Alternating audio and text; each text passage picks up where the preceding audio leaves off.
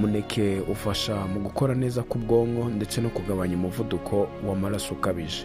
Si ibyo gusa, kubera yuko umuneke utera imbaraga kandi ugafasha n'igifu mu igogora, ni byiza ko umuneke ubanza kuwurya mbere yuko ufata amafunguro yawe cyangwa se na nyuma yayo.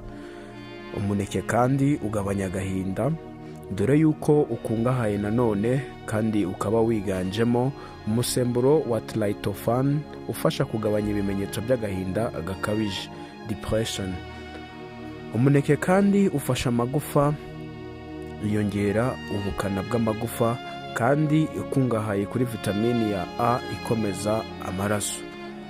Umuneke kandi ufasha abana n'abagore batwite mu gikorwa cy'amaraso, kubera yuko kandi baba bakeneye amaraso menshi.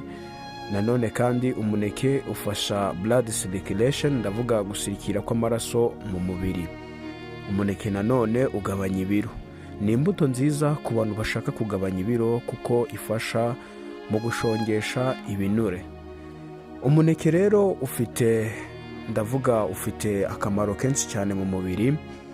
Ni ngombwa yuko uwifashisha mu funguro ryawe rya buri munsi, yaba breakfast, dinner cyangwa se lunch. Bikaba byiza ko